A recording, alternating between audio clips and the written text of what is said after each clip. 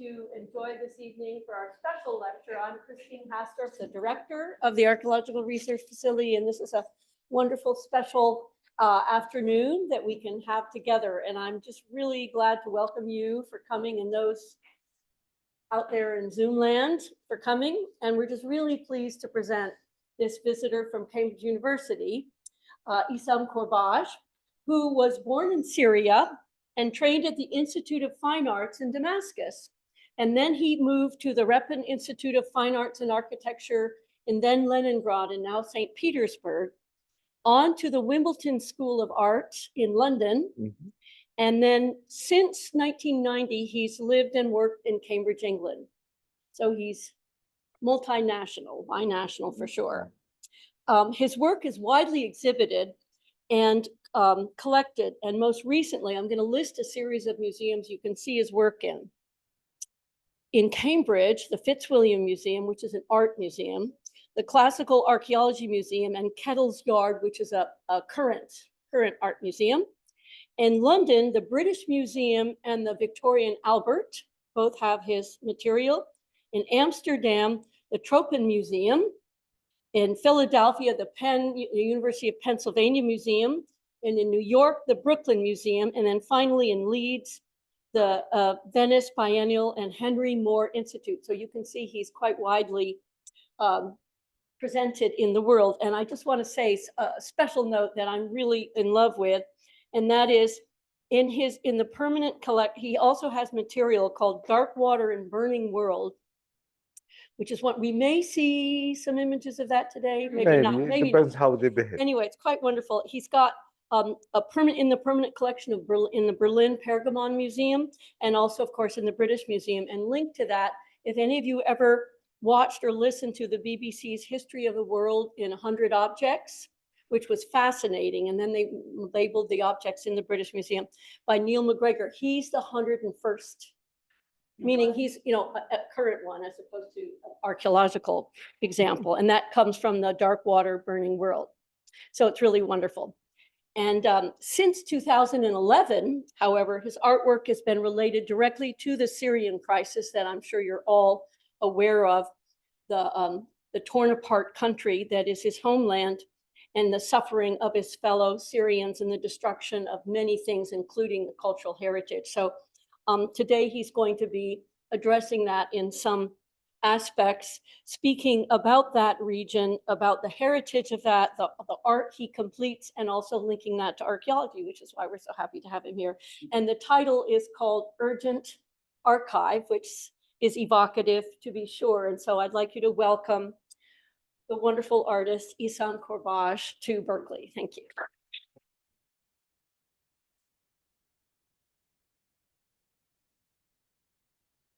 Thank you very much for coming. And Christine, thank you very much for this very generous introduction. And thank you very much for all this technological deciphering it. When I actually had this difficulty all the time, I look at the room, and if there is any whiteboard or blackboard or green board, I feel safe. I could draw. If I could draw, I could communicate with you. So this is a digital media that is, I don't remember ever, I did not have any hiccup. So this is why I became an artist that is digital. Sorry, with all respect to all other digital minds. Okay. So, urgent archive, it's already an oxymoron. So just think about it in terms of what I was thinking about, and now I am going to move here. Yes. What I was thinking about, actually, the word urgent is coming from the urgency of what we are surrounded by. And the word archive comes from not because it's arc. It starts with this idea of movement and arc and ships, but actually it comes from the seeds itself. The seed is an archive of itself. And I thought I would like to play with this, and I will share with you more of these thoughts as we go. Now, I would just like to take you a little bit to give you a context of how I started working, and I'm really sorry about this stop share, and we cannot put it somewhere else. You can do that. That's it, you see. This is, I can draw it there, but I cannot move it.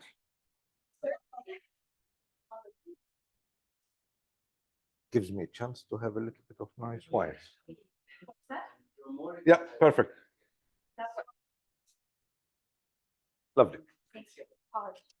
Now, as you see, actually, in my titles, there is always references either to archaeology or to poetry, or both. Here it is. Actually, this particular one, it's by Chris Evans, the title.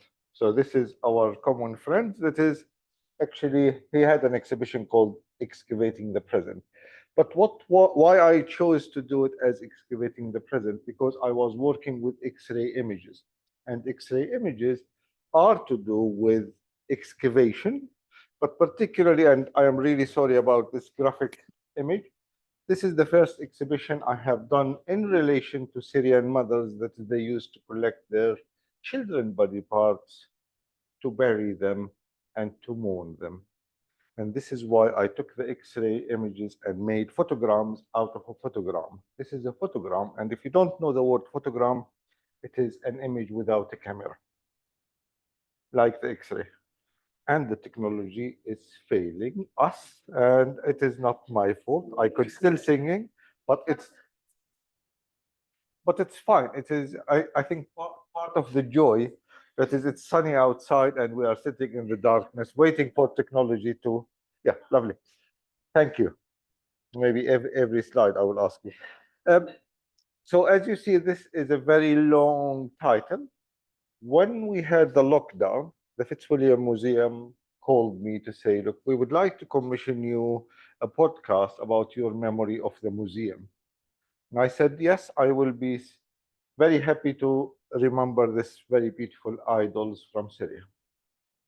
And so I told them the story, why I like it. And after telling them the story, they said, we really like your story. Would you like to do an artwork that we could install it as soon as the museum is open?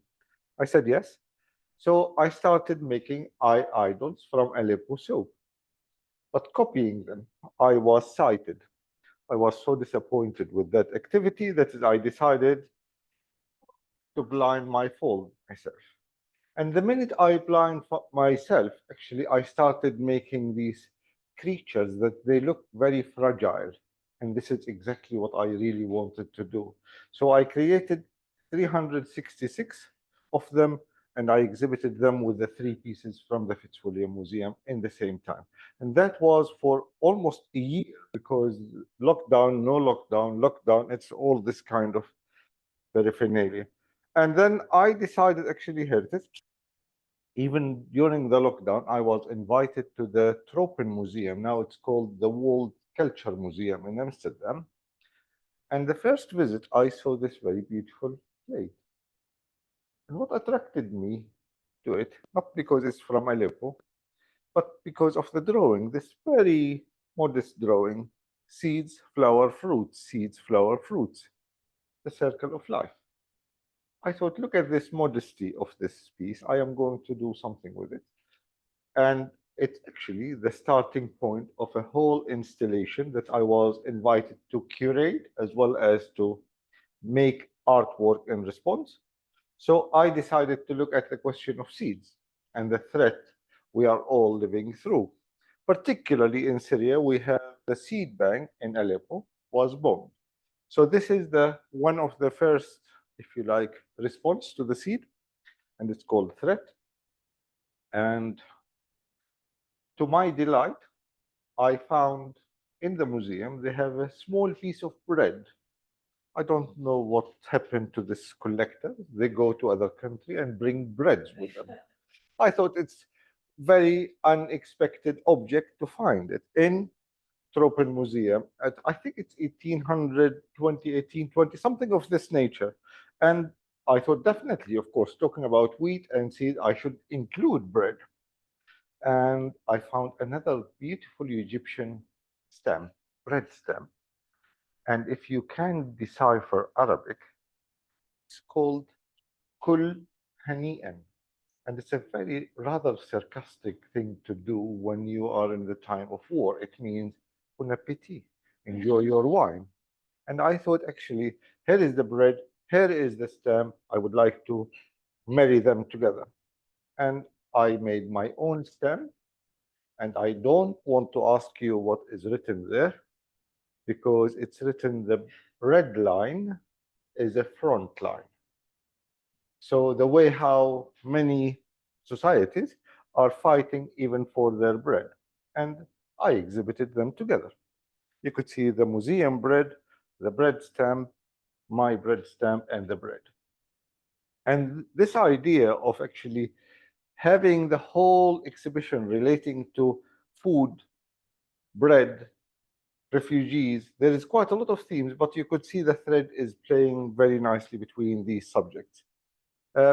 So outside the museum, I have 10 varieties of 10 different seeds from Syria growing. So as you are entering the museum, you could see the seeds as preparation of what you are going to see inside. But I'm interesting, yesterday I was speaking in the art school, and one of the questions, why do you use all these materials? I mean, there is so many different materials I like to use. I said, it's actually the agency of the material that interests me. And here it is. I used Syrian banknote, but I like sometimes to be very literal. So I took some Syrian coins and I hit it hard. Notice at all that is the head of the president, the former president, is there. I was very much angering some people who visited my exhibition, and they said to me, they told me off, I should not do this kind of things. So this was exhibited in the Fitzwilliam Museum as to do with the question of defaced, how the idea of being in many cultures, in many periods of our development as a human being, since we invented this idea of banknotes, that artists take the banknotes and work with it to deface it to create a note of some sort, economical, social, whatever it is. This is my response. But I really like to be alert to wherever I am and look at different potential projects without necessarily forcing it, because one needs always to study things. So I saw this plate bowl in the and I was really struck by its calligraphy, because this is the first thing I have done in my life, is calligraphy. And then when I was invited to respond to a building in London with a group of architects and artists, I chose the altar that was once, and it's not there. And I called this piece The Dark Side of the Unknown Ray. I don't know if you know that what we know of X-ray is just they run out of vocabulary and they decided to call it X-ray, unknown ray. And this is why they call it, now we have gamma ray, we have all of this. But I really like the idea of the unknown ray. And this is in the middle, the clock, it's an illusion, because from distance you look at it, it's still piece. It's quite massive, actually. It's about 4 meters height. And I exhibited it recently as well. But the arm of the hours is still. The arm of the minutes is still, but the arm of the seconds is pulsing. And when you come close to the sculpture, you see the sound of the time and the stillness of time. It's quite a very unexpected place, because when you come close to the altar, the acoustics change with this ticking very little. So I thought that is quite nice to make the parallel of something very calligraphic, clock. There is nothing at all extraordinary, but only when you come close and you hear the sound of ticking, somehow you get the message of the dark side. When I was invited recently in 2019 to make an exhibition in Kettle's yard in Cambridge. We were diving to many different titles, and we came up with this title, which I am very pleased with. It's called Urgent Archive. And this is one of my very first sketches. I am very good at throwing microphones. Would you like me to? I give you this responsibility. Okay. Thank you. Great. So this is my first sketch of the title, and I was thinking it should be in Arabic, and here it is. Graphic designers prefer it in their way, and here it is. I was really very pleased equally with their design, so I was not at all. And I really like the idea that is the urgency of the mark making underneath is present. And this is why I was very happy with this. And here it is. I would like you to read this poetry because I'm dyslexic, and if I read it myself, you might like to leave. But I am very happy to read it in Arabic. أمن حبة القمح يبزغ فجر الحياة وفجر الحروب. It's not my title. I'm very good at stealing other people's titles. It is Mahmoud Darwish, a Palestinian poet, and this is why I thought, actually, I'm comparing the seed, the wheat, with the human body. Look at the skin, the color of the skin. Look at the burned skin, because wars don't affect only cities and people. It affects natural resources. And I thought if I take the seed and play with its title, which is this very beautiful long title in English, I thought it hits the right note. That is, our life is actually depending on this very tiny universe, very tiny archive, a universal archive that is we all depending on. But as you see, it was the start or the burst of life, but equally when we had fields of wheat and other crops, that is, people start thinking about this is mine, this is yours, and therefore we have to fight who is who. And I'm not joking about this. Even seeds fight with each other, which I thought is really very beautiful when you watch the private life of seeds. I don't know if this is going to work because this is a moving image. And because we transfer from one place to another, we might not be able to. It's actually not. Okay, I will tell you the story. And it's, of course, it is not the same. But these are wheat. I put them in a dark chamber in the botanical garden for 3 weeks. And the camera was watching these seeds to roots and shoots. And that conversation is really very elegant. And I have about 6 films of them. And I put them cascade, like despite of the fall. The idea that is the seed has to fall in order to generate life. But as you see, it's technology always failing us, but it's fine. Here it is.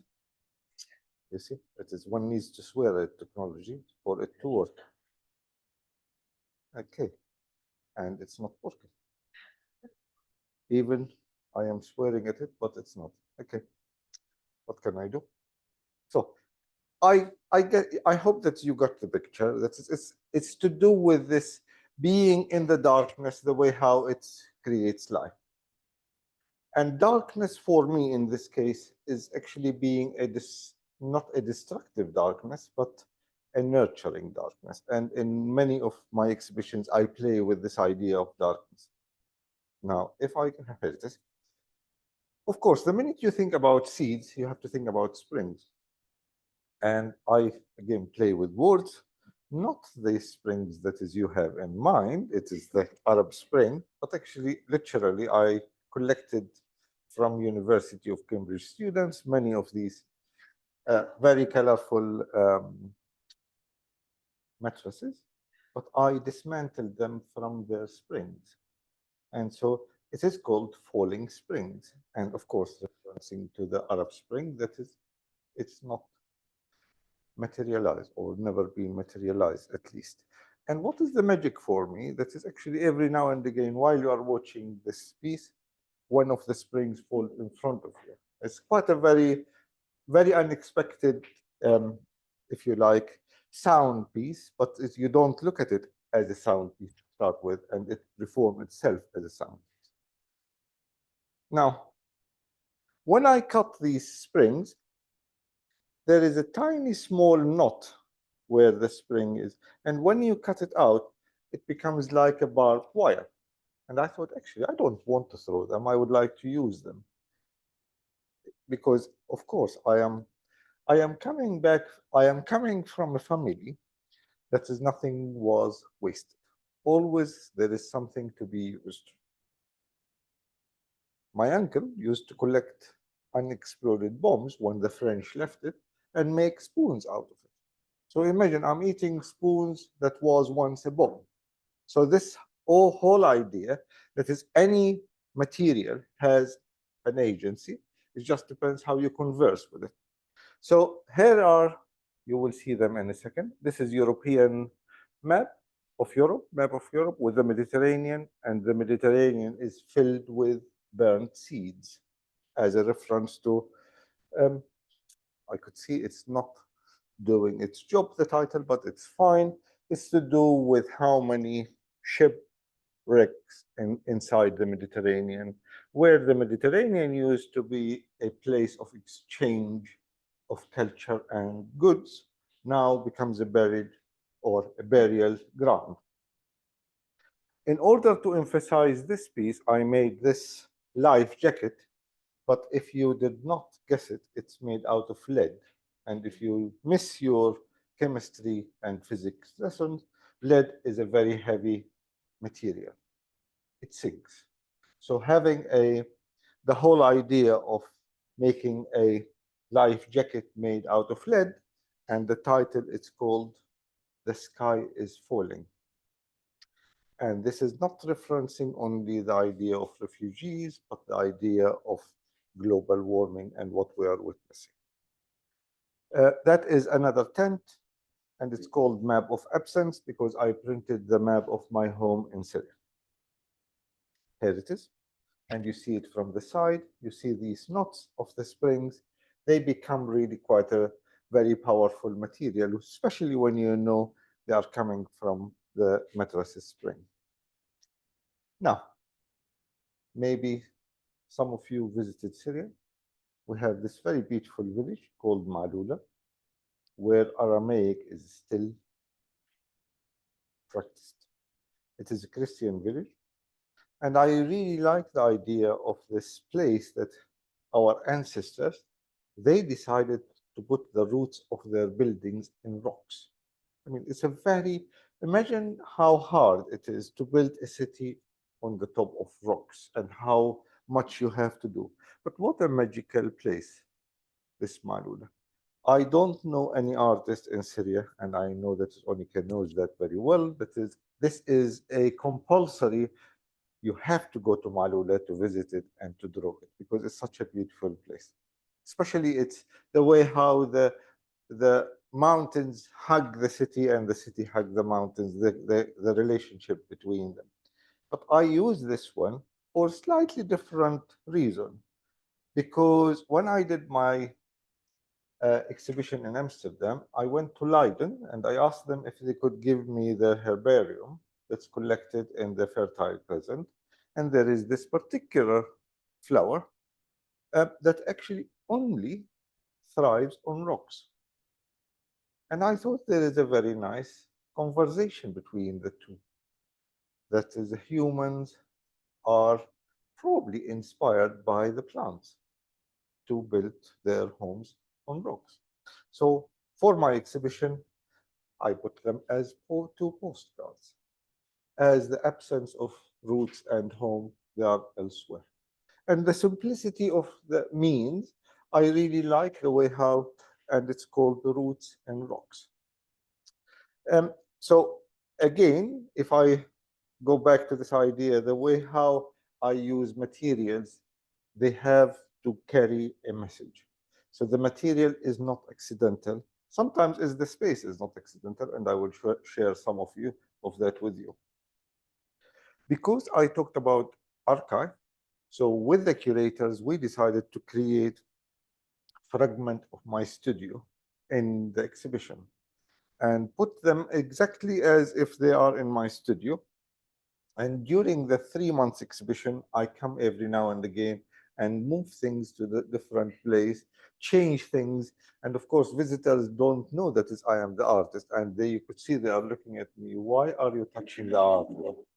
And that is really quite a very interesting dynamics, because the minute they see that I'm behaving, if you like, with confidence, that I am touching my own work, I don't need gloves, etc. So they forgive me for that. But it's not an easy thing to, we are trained now in the West to see exhibits are a distant place. And I really wanted to break that wall, because it's sometimes a little bit too exaggerated. And so by the urgency, because it's called urgent archive, I could bring any other issue and deal with it in the gallery as if it's my studio.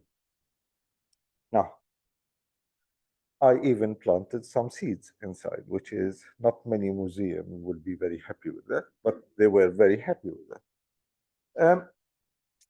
Now, talking about seeds, I used wheat, I use a variation of different seed, but this one particularly, it is a huge tent, and I stitched, and it's the wrong, it's not I actually, it is we, because I work with the community to stitch date on the tent as a count of days since the Syrian uprising. And it's called, again, it's coming from Arabic, غربتنا زادت نهار واقتربت عودتنا نهار.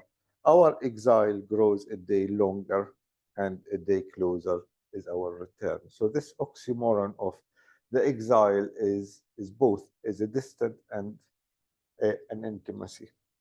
So this is what I have done, and when you come close to it, you see what I was helped with. These are dates to express how many days since the Syrian uprising. So again, I play with this idea of playing with words and objects. But what was the magic for me? Because we stitch them with a red thread, I really wanted to exhibit it in a way that you see it from both sides. Unfortunately, we couldn't. But my next exhibition, it will be absolutely very clearly indicated with the curator. It has to be seen from both sides.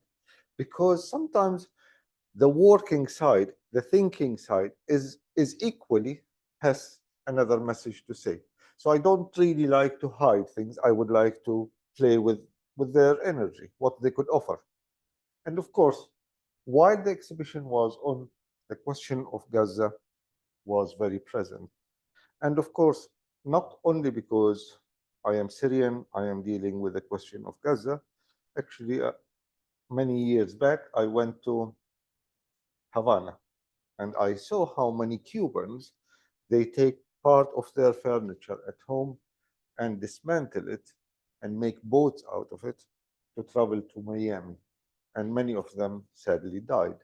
So the whole idea for me, that is, somebody brought their furniture from home to make a boat to dream of a new home. That was really a very powerful thing for me to witness. The same what happened in Iraq libraries, as I will be speaking about it. So almost I see myself as an artist. I need to probably reflect as a mirror. I don't know if the artist or art is about reflecting only our present. Maybe it's actually a prism rather than a mirror, because a prism has to be much more active. It actually dissect light. But even not prism, how about art is a hammer? Brecht said that, I did not. That is actually, this is what it is. We need art to make us think, to hammer our obvious thoughts.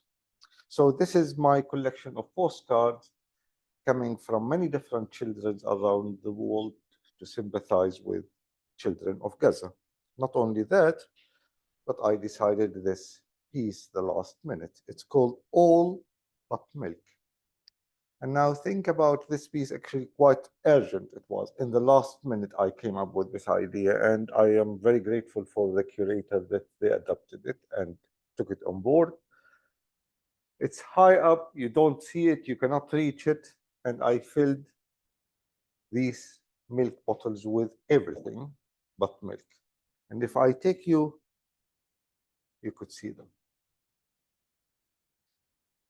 And some of these quite disgusting things I put inside.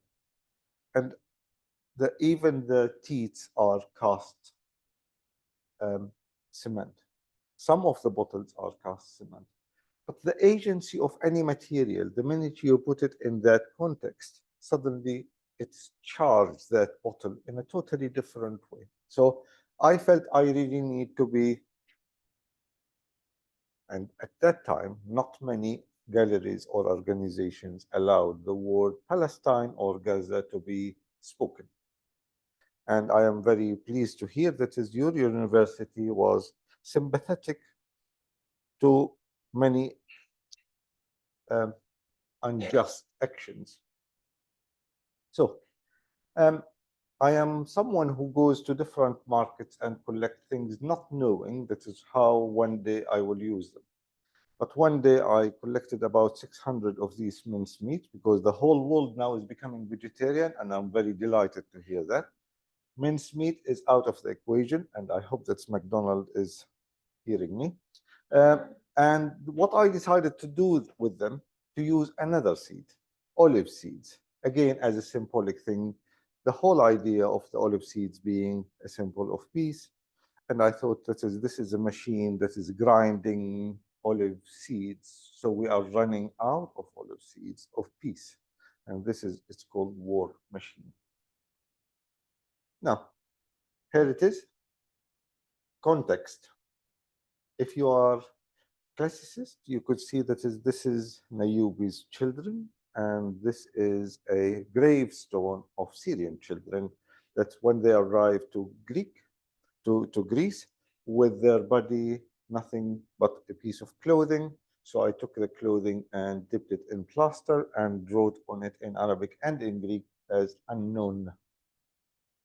There is nothing known about them except their age, the color of their clothing, and I made an installation in many different parts of the Classical Archaeology Museum with these gravestones, and it's called Lost. When the British Museum were organizing a piece called Dark Water, when it's called Living with God, they asked me to put both my lost and my boat. Before I speak about my boat, the cross was once a boat. If you did not know that, this is Lampedusa cross, and the carpenter in Lampedusa, very gentle, very creative, very generous, took the boat that many people were drowned and cut them to pieces, made a cross, sold them to support the refugees. And I found that is really quite a very poignant, working with the curator to put the wood that was once boat becomes a cross. My mud guards, I don't know if you use bicycles in this part of the world.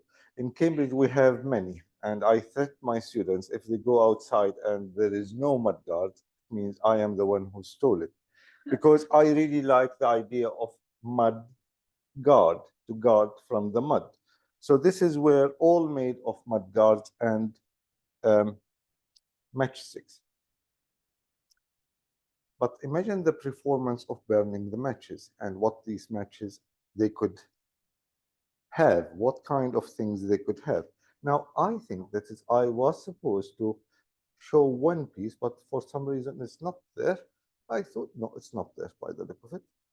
No, okay, maybe it's coming. Yes, here it is. So this is another location of these boats in Kettle's yard house, which was the house of somebody from the Tate St. Britain. And this is, he donated it to the university. And I thought the idea of boats, because of Cornwall, St. Ives, there is so many different boats, so you could see the connection between the two. Now, let me now bring my magic things here. Like I feel like a magician. I have to hide things behind the table. So this is my first attempt when I went to the Fitzwilliam Museum and I saw that beautiful small sculpture made out of lead from Syria. This is the trigger for this piece. So in the 5th century BC, Syria used to be sending goddesses to the Mediterranean. And I thought I will compare with then and now. And I brought with me, and it's broken, which is fine because it's not the original, but here it is. I did not steal it from the Fitzwilliam Museum. If you are reporting me to the authorities, they let me in. Here it is. This is a digital copy. Thank you. We rehearsed that, by the way. So here it is. It is a tiny, small, this is exactly the scale of it. And really, what I really enjoyed about it, it's so unassuming, the fragility of it, and it's lead. So my first attempts were in lead, but I actually decided, forget about lead, because I wanted to make them, here it is. Now, have a look at the scale of this and the scale of that, and the way how the mud guards and the feel of the paint and the damage of these people and even their movement and even the water inside. So everything has to speak of that trauma, the trauma of seeds, the trauma of life, and they have to migrate. Now, I don't know what happened in the world, but when during the lockdown, the British Museum decided to give it the title as you see it. It's Object 101, History of the World. I mean, what a responsibility for an artist to be having this kind of historic document, to create a historic document.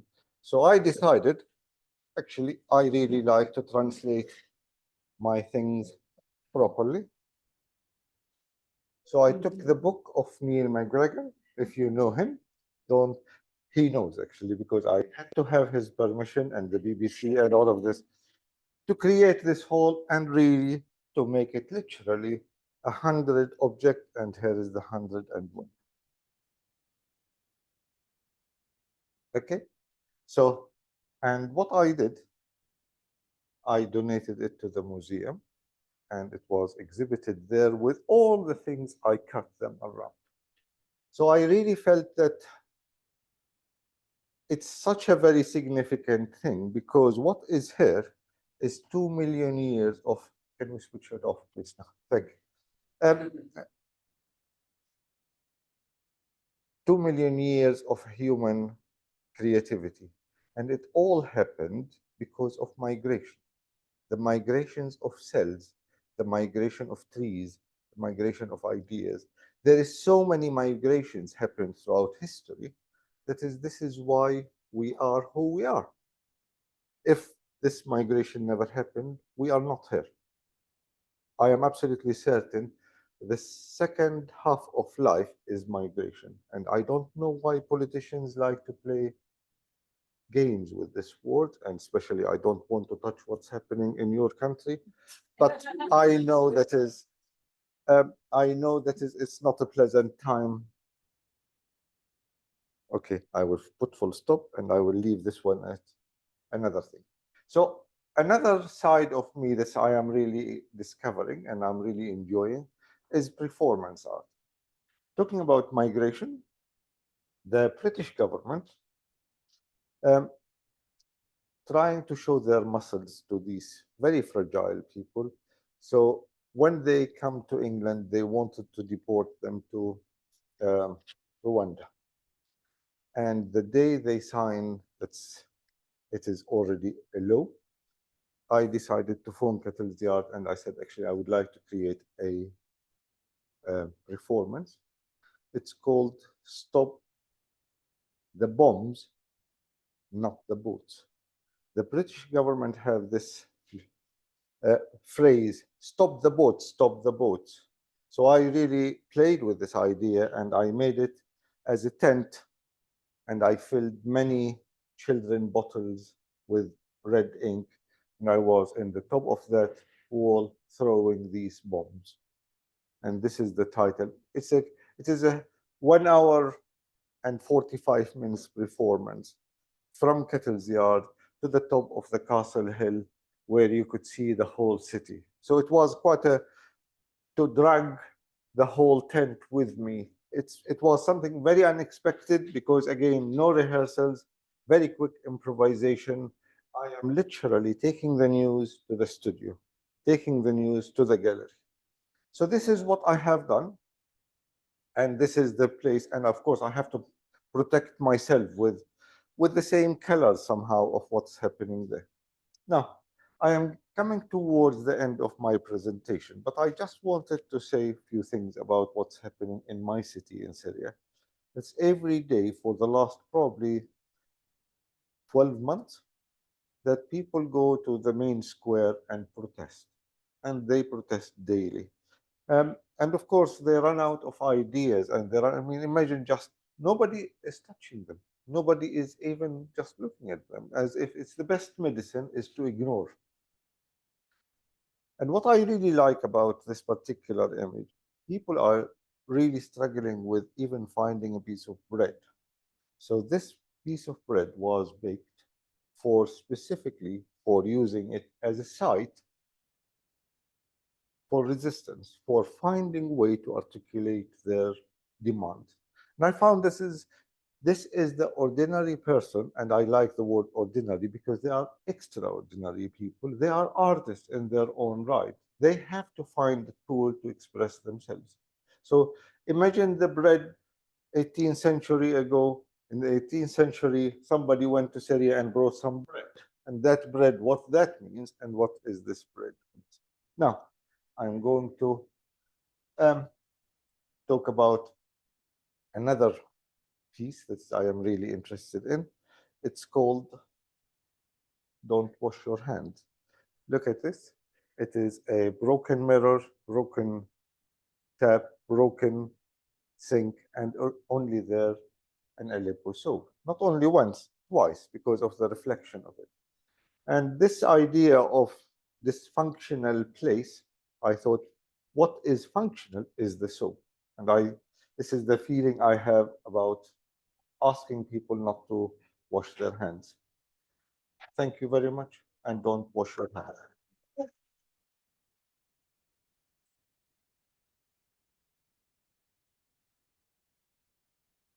So much. Oh, I guess, yes, here. So will you take any Absolutely, comments or of course. questions? Comment, observation, questions, wine. No, wine is here. Yes, I have one to begin if you don't mind. please do. Um, Thank you so much, first of all. It's very clear you bring a sense of play to your work, whether it's your springs or your dates. And I just wanted to ask you, what do you feel is the role of play in art, especially art that speaks to trauma? Thank you. Play and humor is a very serious business. It's not an easy thing to know how to play. I have actually a friend who has another friend who is a therapist, and she contacted me to say, I heard you run classes, art classes, and I forgot how to play. And we become very, too soon, too much adults, too much, I would say maybe boring, maybe I'm speaking about myself, but I am saying that actually we grow far too much quickly to think that is the opposite of serious matters is not to play, or serious matter not to make a humor, but actually humor has agency, play has agency, and I feel using them as a tool, sometimes it breaks things to be absorbed. If it's already quite a lot of material of destruction coming from the media. And I don't want to represent it in this way. I wanted to present it in a way that is digestible somehow. So I use play as a tool, definitely, and humor too. So I thank you for your question. No, thank you. That's true, and I think that exhibit you had moving across the street. I mean, that's serious, but also playful. So that's a classic, beautiful example. Thank you so much. I wanted to ask you, you had this one concept of defacing, which is obviously taking something and changing it into something else, but also the concept of defacing, because archaeologically there are many sculptures that exist in the past that you see in exhibits now, you see in museums or in storage, and their faces are defaced. I mean, the sculptures have no nose or no chin or even part of the face. And I was wondering, that must be very evocative to you. Absolutely. Because around the Mediterranean especially, I was wondering how you think about that form of defacing and sort of the agency of that, and just what you think about that, with your concept of defacing. Thank you very much, Christine. And actually, I will tell you that that particular exhibition at the Fitzwilliam Museum is focusing on defacing currency and the way how throughout history, what is currency is to do with power, to do with this idea of something that has its own character. You revisit that character and produce another kind of message. I know that you have lived in Cambridge, and I wonder if you lived or visited Ely Cathedral, where they have the ladies' chapel, and all the walls, except for one. And I feel that here it is. Some humans create that artwork, other human came to oppose it. Sculptures. They're religious sculptures in a room, and you go there, and there's these, the sort of medieval gowns, and they're sitting there, and the faces are all gone. So because they came in during the Reformation and defaced them. Exactly. Which is pretty aggressive. It is aggressive, and this is actually one of my sites that I really wanted to go and pay attention, because if somebody is not aware of them, they come because the light is so magical that is this deface, they become unknown somehow. I really wanted to bring them back in one way or another. Of course, there is landscape is being defaced by what is happening around us. That is, one could accept it, but another human being as destructive energy to another without a reason, I'm sure they have a reason, but my reason to deface things, it's somehow when I hammered the Syrian coin, I felt I am expressing something quite literal, being how much many Syrians are being hit hard. So my action was somehow a provocation or an invitation to someone to know how much it is difficult to put your pocket in your hand and suddenly you see a coin that is not anymore functional. I mean, carrying it could become, and I really carried them for a long time with me because I felt for many children, this becomes a very powerful thing to have this coin with you, but it's not functional. So the contradiction of the function and the dysfunction, using this very simple hammer and hammering it. But I don't necessarily think of erasure as always being an aggressive thing. Actually, on this note, I thought of something else, if I may. I brought it. I made a rubber eraser. And this is the map of Syria. This is part of my exhibition at Kettle. and what I wrote in the back. We can't read that. but we'll- We can't. Would you like to take it and Okay. just put it to? Chat. Yeah, just take it and have a look. Have a look. What will remain? But this eraser, I am asking anybody to dare to use it. Yes, what will remain? Yeah. So it's again Mahmoud Darwish, by the way, and it is not mine. I am not clever like him. But so the idea of eraser, it could be very artistic. I don't know if you know, there was a very nice conversation between William de Kooning and Robert Rauschenberg, where William de Kooning gave Rauschenberg a sketch, and Rauschenberg decided, actually, I am going to erase it. And that was the action. Of course, I imagine that is Rauschenberg. Thank you. So here is my, this is part of a bigger project I am working with now, but just for you to think about eraser as it could have another agency. I don't look at it. Destruction is sometimes when we eat food, we destruct it. So it's equally, it is a nurturing place too, if one is looking at it from this end. I hope I answered your question. Well, it's endless, of course, that discussion, but thank you for your thoughts on it. Yeah, thank you. Thanks so much for that talk and for showing your work. I was thinking about the piece where you put the olive pits under, and thinking about that in terms of climate change, which you mentioned a little bit. And one thing I was just sort of thinking about is that the Mediterranean olive crop, at least in Greece, where I work, has been really badly affected this year by climate change. The price of olive oil was like incredibly high when I was there just in June. And then I was also thinking about your boats with the matches, right? And this image of not only migration, but also heat, right? Which is going to drive probably much more global migration in the future.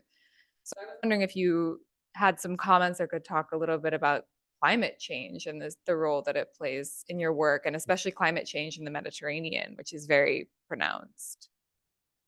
Talking about the Mediterranean, I don't know if you remember my piece. I don't know if I could easily go back to it, but maybe it will be easier if I could go to it. And yeah. I don't know if before this, come on.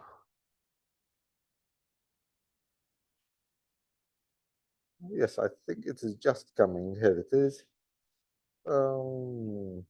Good to see the whole picture backwards now. This is made out of lead.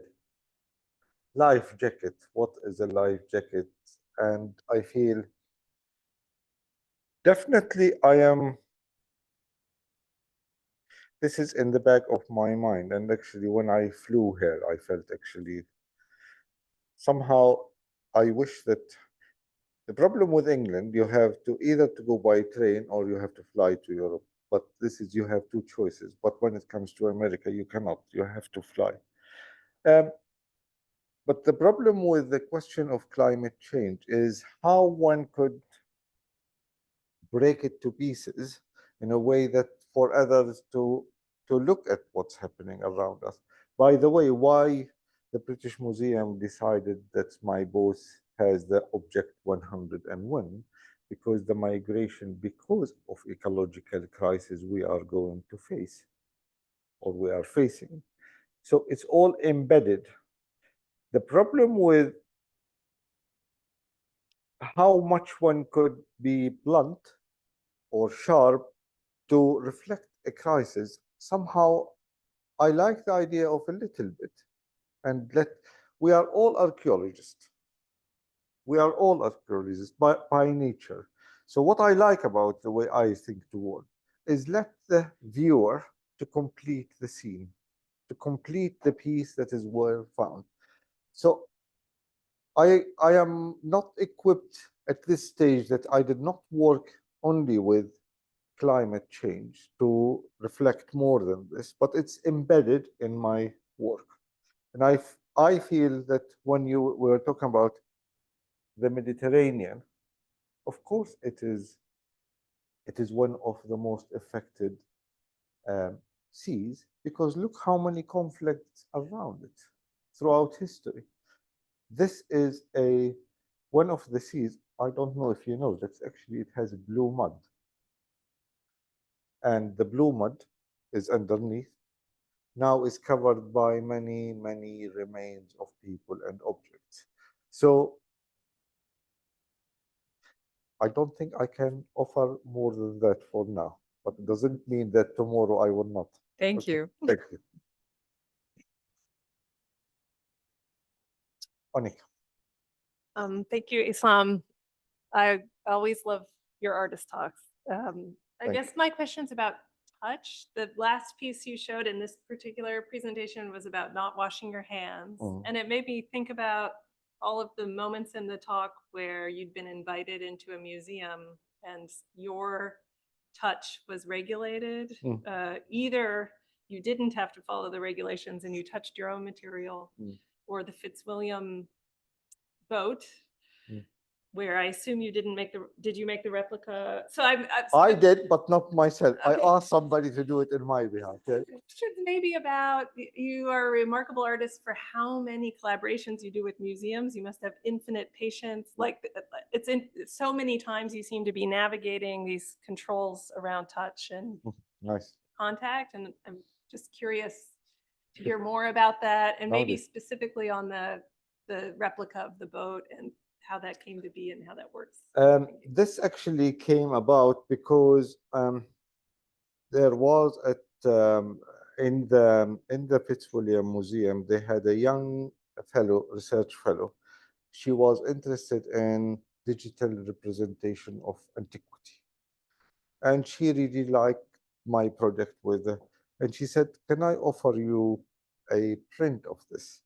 I said, "Yes, because it's small. I am very happy, but to create Palmyra as a digital print, I'm not interested." So this is one thing, but actually you said something really very nice about touch. There is an interest of mine is to do with skin, the way how skin actually touch in biological terms. I believe this is one of the very first senses we develop before our eyes, before our ears, is the skin. In the womb, the skin becomes our way of communicating with others, with the environment. But there is a book. I can't remember now the maker or the philosopher. Is a philosophy of architecture, and it's called Eyes of the Skin. And imagine the way how this, and actually I was really interested in that book. There is a museum for the blind in Tokyo. I went to visit that museum, and unfortunately they run out of funds. They are not anymore for the blind. But imagine the whole idea of how much this very primitive sense, one of our very early senses, how it's now put in a different hierarchy, because ears and eyes in the Western world, these are the top of the pyramid. Whereas in many primitive, more intelligent societies, I must say, that is smell and touch is much higher in the hierarchy of our senses. It's difficult now with this idea of when I go with my boat, and one day I actually asked everybody to take the boat for a walk, and I received a very bad slap on my because I allowed people to touch an artwork. And I just feel, if you know these mud guards, how much they live outside, outdoors, I mean, just sometimes a little bit too literal. And I was delighted when the British Museum collected my sketchbook, the prints and drawing. And when I went to visit my own sketchbooks, they asked me to wash my hands. And I said, okay, I would wash my hands. And I have to wear gloves. and I have to touch my own sketchbook, and it's. But now the fashion is actually I know this is many people now, museums know this. If you touch paper, you should not actually wear gloves. So I am delighted that is this immediate contact between me and the paper. When I go to visit my sketchbook next time, could you tell them actually if you are going there, don't touch the directly without the gloves. But I know that is as a matter of fact that what attracted me to the Museum of the Blind, that's the whole idea of um, touching the object and understanding it through our eyes and our skin. I did some work actually recently with a visually impaired person where she read my poems in Braille, and just the whole piece. Uh, it's called Seeds on Ice, Seeds on Fire. I was working with charcoal, she was working with her Braille, and the relationship between my hands and her English and my Arabic. So it was quite a very nice, but the way how she is reading through the Braille, something quite magical actually, the way how touch translated to a word. I mean, I found that is such a huge leap of our development of language. But thank you, yeah, of the touch. I will remember that, and I'm sure that many people who work with museums, touch is the only place where you actually. This is what is the magic about the analog life. Water is not something else. So, thank you, Oni. Annie, I left you speechless. I know. I was like I was fascinated by the loaves of bread with the words that delivers the political message or the social message they had. And this resonates with what happened in Egypt in the Arab Spring. They wrote closed words, عيش حرية عدالة اجتماعية, bread. They started not seeking any revolution. They just went in the street, said, we're seeking bread, freedom, and social justice. And these were similar words were written on the loaves of bread. So if any reflection about like how art was delivering some kind of political messages. Beautiful. Thank you. Thank you. I know a friend who knows a baker in London, and I said, would you like we could do a project with this baker? And she said, yes, what would you like to do? I said, I really would like to have a workshop baking bread. She said, it's very easy. Why you an artist? I said, no, but it's actually my interest is not only the bread, it's the bread stamp that I would like everybody to design. And imagine what kind of things you could. So I brought them some potatoes. I know this is your subject. It is the idea of cutting the potatoes and making a potato stamp. That is, we don't like potato stamps, but actually in this case becomes a very powerful tool. So the potato is the stamp, the bread is the being stamped, and the connection between the two. And actually, I have a huge collection of these pieces of bread that each carries a different message. And it's not the messages I wanted to say. This was my workshop to invite people. Even the piece of bread could have a function, could have an agency. But it's somehow I feel that objects get a different meaning when they are used in a different context. So I feel bread, of course, it could touch anybody, and a word on a piece of bread. I have seen in the British Museum, which was really very beautiful to see the old bread stamps, the Christian, Jewish, Islamic, different kind of stamps made out of stone. So imagine what a very powerful stone stamping the dough.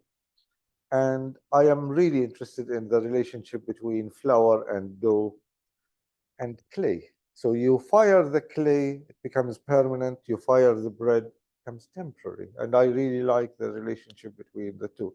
So it's not the material, but it's the way how it's used, the way how it's articulated, the way how it's presented. So I hope I answered your question. Actually, found lots of bread molds in ancient Egypt, including the pyramids builder site, thousands of bread molds, and some of them had decorations that deliver a particular message. Absolutely. It's very interesting. I know that's the original function of that because there is a communal oven. Like in ceramics in Japan, there is a communal oven for ceramics. I'm sure there was, I was not there, but I imagine that it will be a communal. Actually, I was there because in my culture, we make sweets in the time of holidays. And in order to know which one is our sweets, which one is your sweet, we have to stamp it with something that we recognize. So it's really quite a very interesting the way how we mark time, we mark territory, we mark bread, and it's all needed. My mom used to do the same. Say hello She from go her. to the communal oven and she marks Of course. to make sure that It is our, absolutely. Great. very interesting. Thank you very much. I hope you did not regret going back by plane. Are you sure? Lovely. I'm happy to answer more questions, but I know we are going to have some more drink outside. And so we are happy to. Please. I'd like to just add on to this bread stamping thing if I could. Yes, of course. You know, I mean, yes, I can see it being a communal oven and you have to do that, but it's also something else about ownership. Mhm. And bread is in many countries, especially in what we're looking at here, the Mediterranean, that is sort of the fundamental food, the staff of life, right? It's the basil is bread. You can't have a meal without bread, right? absolutely.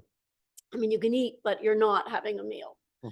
And so this whole stamping of bread, and if your life in the past was always with stamped bread, that must have just really impacted identity. I mean, you're stamping or making things and altering them and kind of almost giving them names or giving them identities, right? By the actions you have on your pieces. And just like these breads being stamped, they become different than just a loaf of bread. Absolutely. Anybody's loaf of bread. Anybody goes in the shop and gets a loaf and anybody could have picked it up, but you did.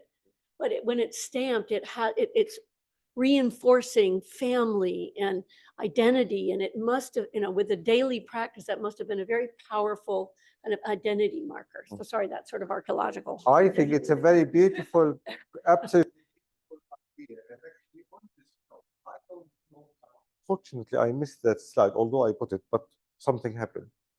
In Aleppo soap is very famous. It's made by different families. And each family, they have their own stamp. And you could see, and one of the things actually I thought of bringing, but I thought the borders would not like me to bring my Aleppo soap with me. And one is called Diyar in Arabic. It means homes. And imagine what a very powerful thing to have washing your hands with this stamp of home. And the other one called Palmyra. And I thought, this is before the conflict, before anything. This is many, many years back. But it looks like somebody is reading the future. And this is why they decided with this stamp. But this idea of identity, without a doubt, I mean, I'm sure we have so many actions. I do a project with my students about the stamp they leave on the ground and what kind of things we do. But printmaking is another subject that I'm interested in. But thank you for this, Christina, and thank you for inviting me to come and do this with you all. So. Well, we're very appreciative, and I hope you've had a nice. You look like you're ready to raise your hand. No, I'm ready to clap. To clap. Thank you.